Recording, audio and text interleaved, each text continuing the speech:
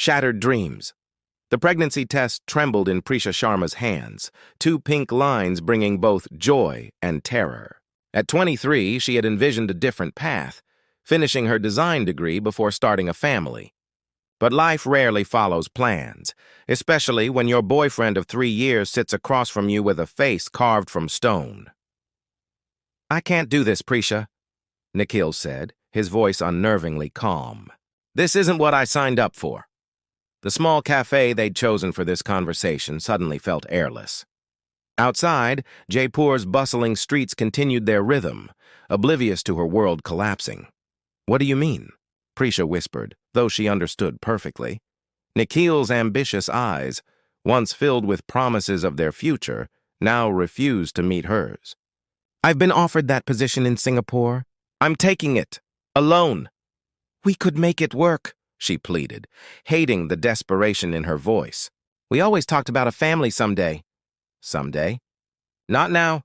He placed money on the table for his untouched coffee. "My flight leaves tomorrow. I think it's better if we make a clean break." 24 hours later, Nikhil was gone, blocked her on every platform, vanished as if their 3 years together had been a hallucination. The apartment they'd shared now echoed with his absence, rent due in 2 weeks with only her part-time salary to cover it. When she called her uncle, her father's elder brother who had helped raise her after her parents' death, his response cut deeper than Nikhil's departure. "You've brought shame to our family," Uncle Rajesh declared. "Until you fix this situation, don't expect our support." The situation, of course, being her unborn child. That night, curled on her bathroom floor, Prisha allowed herself exactly 1 hour of tears. As the 60 minutes expired, she splashed cold water on her face and made a promise to herself and the life growing inside her. They would thrive, with or without anyone's approval. The next morning, she withdrew from her university courses, unable to manage both tuition and impending medical bills. With a resume featuring only part-time retail work and incomplete education, interviews became exercises in rejection. Her growing belly only accelerated the process. "We'll call you," they would say, their eyes never quite meeting hers. They never called. By her 5th month, eviction loomed.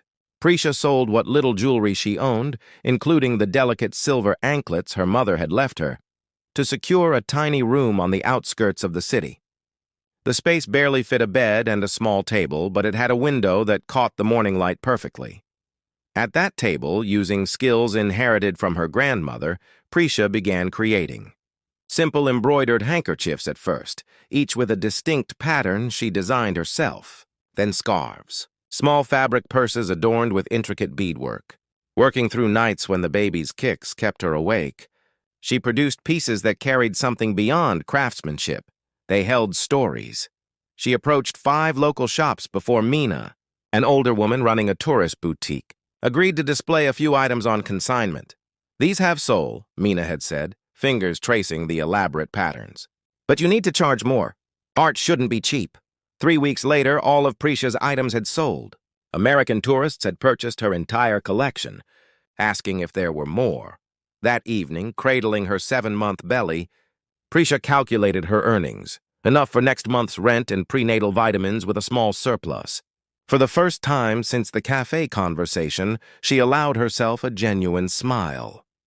"We're going to be okay," she whispered to her unborn daughter. "This is just the beginning." As dawn broke the next morning, Prisha began work on new designs, bolder, more intricate, while compiling a list of additional shops to approach. She knew the path ahead would be difficult, but for the first time, she could see it stretching before her. It wasn't the path she had planned, but perhaps it was the one she was meant to find all along. Seeds of change. The first wail of her newborn daughter echoed through the small hospital room on a rainy December night. Prisha named her Anya, meaning limitless, a promise wrapped in a name. "She's perfect," whispered the midwife, placing the swaddled infant in Prisha's trembling arms. Perfect, but also terrifying in her smallness and dependency. With no family present and only Meena, her shop owner friend as an emergency contact, Prisha felt the weight of sole responsibility settle permanently on her shoulders. 3 days later, she brought Anya home to their tiny room. The space now held a second-hand bassinet beside her work table, two worlds colliding in less than 12 square meters. Sleep became a luxury as Prisha established a rhythm. Work while Anya slept, care for her when awake, repeat until dawn, then begin again.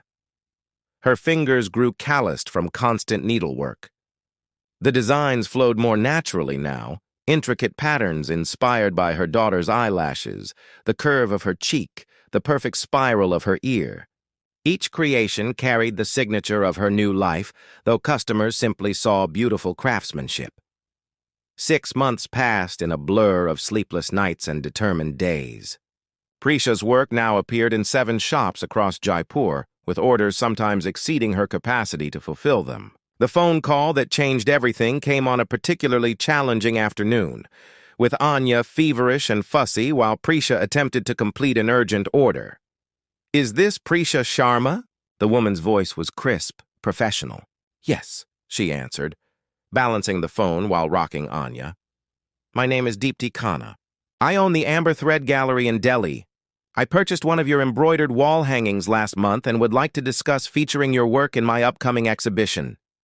Prisha nearly dropped the phone. Amber Thread was known for launching several notable artisans into national recognition. "Are you interested?" Deepti prompted after Prisha's prolonged silence. "Very," she managed. "But I should mention I work alone with a young baby. My production capacity is limited. That's precisely why I called," Deepti replied. "Your work has soul." "I'd rather display 10 exquisite pieces than 50 rushed ones. Quality over quantity always. The exhibition required 20 new pieces within 3 months. Impossible under normal circumstances, but Prisha had long abandoned normal. She hired Lakshmi, a neighbor's teenage daughter, to watch Anya for a few hours daily. The girl proved to be a natural with children, and soon Prisha taught her basic stitching techniques as well. When Deepti's exhibition opened, 5 of Prisha's pieces sold on the first night. Within a week, all 20 had found new homes, and she received commissions for 15 more. A small feature in a lifestyle magazine followed, highlighting emerging artisans redefining traditional crafts. By Anya's first birthday, Prisha moved them to a proper 1-bedroom apartment with a dedicated workspace. She hired 2 more assistants, both women from her neighborhood seeking flexible employment. She named her growing enterprise Anya Creations, with the tagline, "Limitless Possibilities." The business's growth brought new challenges. Managing inventory, training assistants, and maintaining quality while increasing production tested her daily. Some nights, after putting Anya to bed, Prisha would sit amid fabric scraps and order forms, wondering if she was stretching herself too thin. But each morning, watching the sunrise from their new apartment while Anya slept peacefully, she found renewed determination. The rejection that had once threatened to define her life had instead carved a path to unexpected independence.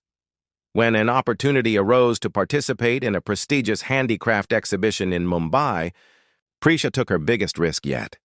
She borrowed money to secure the booth fee, created a collection specifically for the urban market, and left Anya with Lakshmi for 3 days, their first separation.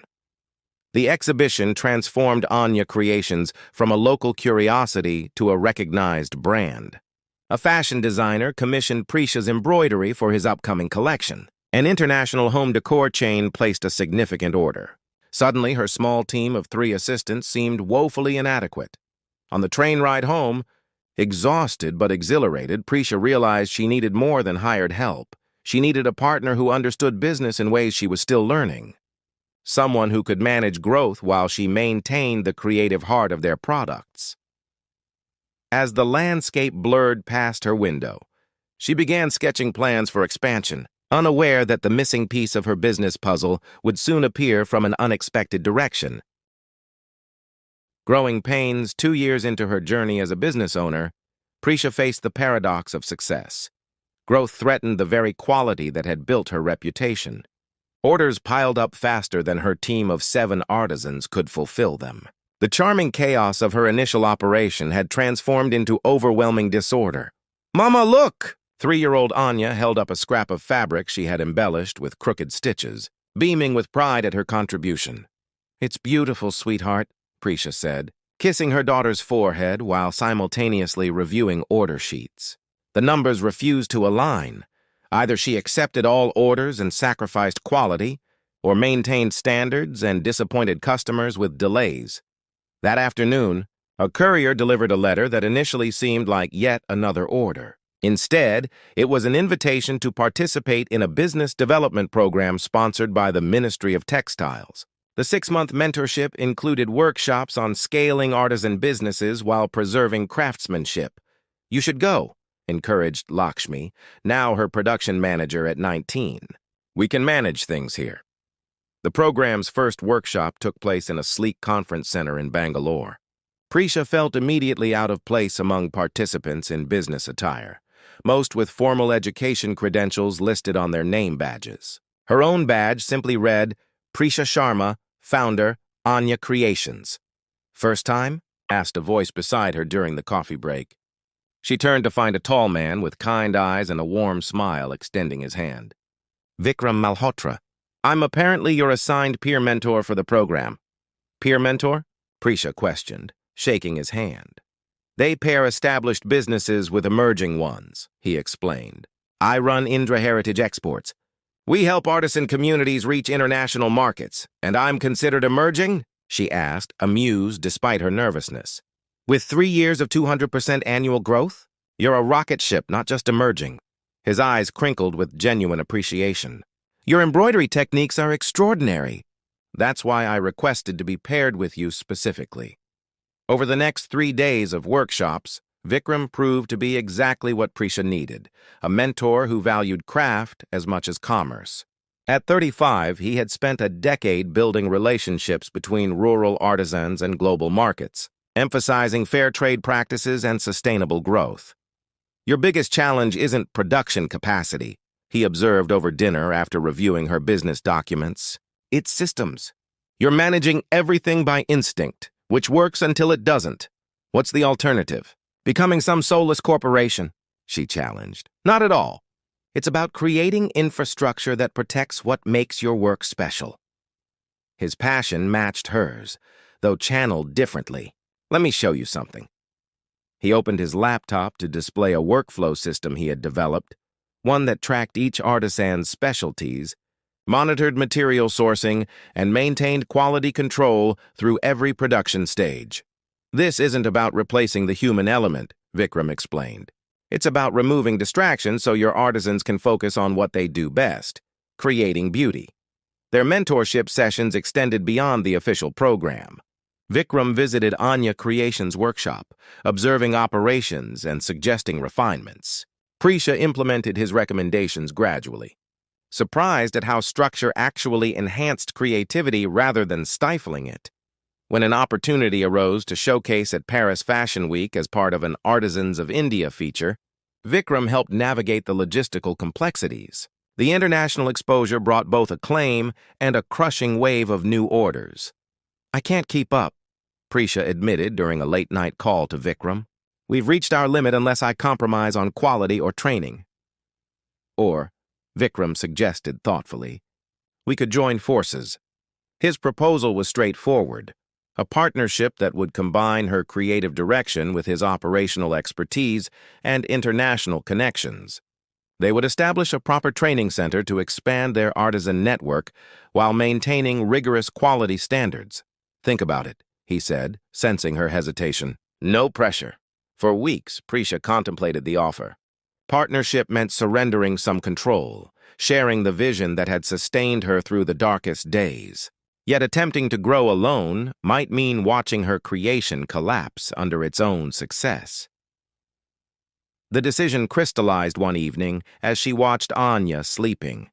Her daughter deserved a mother who wasn't constantly overwhelmed, constantly choosing between business demands and family needs. Perhaps partnership wasn't surrender but strength, recognizing that even the most determined individuals sometimes need support. When she finally called Vikram with her answer, she felt not defeat but anticipation. Sometimes the bravest step forward required reaching for another's hand. building together. The partnership agreement between Anya Creations and Indra Heritage was signed on a bright spring morning, 5 years after Prisha had first held a pregnancy test with trembling hands. What began as a business arrangement quickly evolved into something more comprehensive, a merging of philosophies, approaches, and eventually, lives.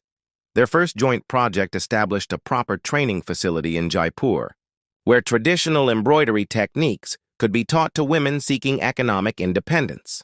Many trainees came from circumstances similar to Prisha's early struggles: single mothers, widows, women cast aside by families or circumstances. "We're not just building a business," Prisha explained to their first cohort of 30 artisans. "We're preserving an art form while creating opportunities." Vikram's systematic approach transformed production capacity without sacrificing the handcrafted essence that defined their brand. His international connections opened doors to markets in Japan, Europe, and North America, where customers increasingly sought authentic, ethically produced goods with provenance and purpose. 8 months into their partnership, during a late evening reviewing export documentation, something shifted between them. Perhaps it was the comfortable silence they had fallen into, or the way they anticipated each other's thoughts, or simply the realization that they had created something remarkable together. "You know," Vikram said, looking up from his laptop, "I've been wanting to tell you something for months." Prisha paused, her pen hovering above a customs form. "What is it?" "I admire you more than anyone I've ever met." His voice was soft but certain. "Not just your talent or business acumen, your heart. The way you transformed rejection into purpose." The confession hung between them, neither awkward nor unwelcome. They had shared countless meals and conversations, celebrated milestones, navigated challenges, all while maintaining professional boundaries that suddenly seemed arbitrary. "Anya asked me something interesting yesterday," Prisha replied, choosing her words carefully. "She wanted to know if you were going to be her new dad." Vikram's expression remained steady, though his eyes betrayed surprise. "What did you tell her?" "That relationships are complicated." She smiled slightly. She said, "Not really." "You either love someone or you don't."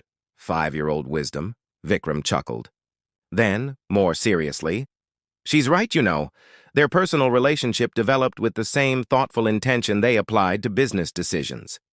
Vikram became a regular presence at their home, teaching Anya chess and bringing her books about remarkable women throughout history. He respected the sacred bond between mother and daughter, never attempting to replace what was missing, but instead creating something new and valuable. As their company expanded to 3 production centers across Rajasthan and Gujarat, employing over 200 artisans, Prisha and Vikram became recognized as pioneers in sustainable luxury. Their model of preserving traditional craftsmanship while creating ethical employment appeared in business school case studies and international trade publications. On Anya's 6th birthday, Vikram proposed, not with grand gestures but with simple honesty. "I don't want to change what you've built," he told Prisha as they watched Anya playing with friends in the garden. "I just want to be part of your journey, officially and completely." The wedding was intimate but joyful, with Anya proudly serving as both flower girl and ring bearer. Their extended family now included dozens of artisans and their families, creating a community bound by more than employment contracts. Together, they established the Anya Foundation, providing educational scholarships for children of single parents and vocational training for women in vulnerable circumstances. What had begun as Prisha's desperate attempt to survive had transformed into an ecosystem of opportunity touching hundreds of lives. Their business partnership flourished into a genuine empire, with boutiques in Delhi, Mumbai, and eventually London. Yet Prisha maintained her practice of personally designing key pieces, often working late into the night with the same passionate focus that had sustained her in her tiny rented room years earlier. "Some people think I'm crazy to still do this," she confessed to Vikram one night, her fingers tracing intricate patterns on silk. "CEO by day, artisan by night?" "It's not crazy," he replied, massaging her shoulders. "It's the heart of everything we've built.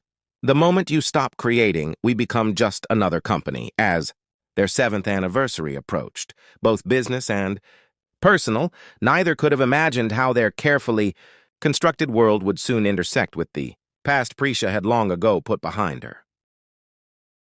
Full circle.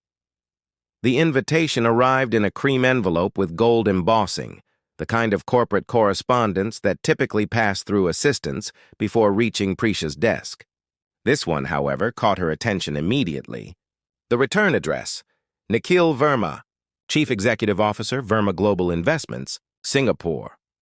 Interesting timing, Vikram commented when she showed him the invitation to collaborate on a limited edition luxury line for Verma's hotel chain, after 15 years of silence. At 40, Prisha had long ago made peace with her past. Anya, now preparing for university entrance exams, had grown into a confident young woman with Vikram's analytical mind and Prisha's creative spirit. Their company, renamed Sharma Malhotra Heritage Creations, had expanded into a multinational enterprise that remained true to its artisanal roots. "Should I decline?" Prisha asked, though she already knew her answer. "What does your instinct tell you?" Vikram replied, always her perfect sounding board. "That declining would give him power he doesn't deserve." She tapped the invitation thoughtfully. "And it's an excellent business opportunity." The meeting was scheduled at their Delhi headquarters, her territory, her terms. When Nikhil entered the conference room, Prisha observed him with detached curiosity. The boyish charm had hardened into polished corporate confidence, though thin strands of gray betrayed the 15 years that had passed. "Prisha," he began, extending his hand, "you look remarkable. Success suits you." "Thank you for coming," she replied professionally, gesturing toward the presentation materials her team had prepared. "Shall we discuss the collaboration parameters?" If he was disappointed by her business-like demeanor, he didn't show it. For the next hour, they reviewed designs, timelines, and financial terms. Only when the meeting concluded and her team departed did Nikhil broach the past. "I've followed your journey for years," he admitted.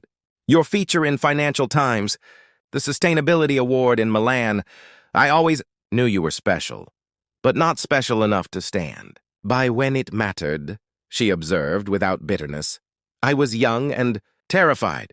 His composed facade cracked slightly. "By the time I realized my mistake, you had already built something extraordinary. Approaching you seemed presumptuous." Prisha studied him, recognizing the calculating ambition still evident in his eyes. This wasn't about reconciliation. It was about associating his brand with her hard-won success story. "Is she?" He hesitated. "Is our daughter—" "My daughter," Prisha corrected firmly, "is brilliant, kind, and preparing for university. She has a father who has been present for every milestone since she was 5. Vikram adopted her legally when we married." Something flashed across Nikhil's face. Regret, perhaps, or simply the recognition of opportunities irretrievably lost. "The collaboration terms are favorable," Prisha continued, returning to business. "If your legal team approves, we can proceed with production next month." As he gathered his materials, Nikhil paused. "For what it's worth, I'm sorry. Truly." "I'm not," Prisha replied with genuine serenity. Everything unfolded exactly as it needed to. That evening, as their extended family gathered for dinner, Anya, home from boarding school, Vikram's parents visiting from Chandigarh, and Lakshmi joining them with her husband and children, Prisha found herself overwhelmed with gratitude. Their home buzzed with laughter and multiple conversations. Anya animatedly described her latest art history project. Vikram debated cricket statistics with his father. The children chased each other through the garden where hundreds of artisans had celebrated the company's 10th anniversary just months earlier. Later, after guests had departed and dishes were cleared, Prisha and Vikram walked through their garden in comfortable silence. "I signed the contract," she said finally. "With Nikhil's company." Vikram nodded, understanding the significance. "Closing the circle?" "No," she replied, leaning against his shoulder. Proving the circle was never broken. Every rejection, every struggle, they weren't detours from my path. They were the path. "Philosophy in the moonlight," Vikram teased gently, kissing her temple. "Indulge me," she laughed. I'm feeling retrospective. The next morning, Prisha visited their newest training center, where 60 women learned traditional techniques alongside modern design principles.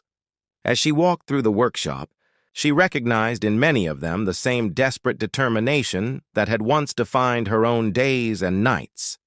The most important skill isn't the perfect stitch, she told them, perching on a work table. It's resilience, the ability to create beauty from whatever circumstances life gives you. A young woman in the back raised her hand hesitantly. Did you always know you would succeed, Ms. Sharma? Prisha considered the question carefully. No, she admitted. There were many nights when I feared I would fail. But each morning, I chose to begin again anyway.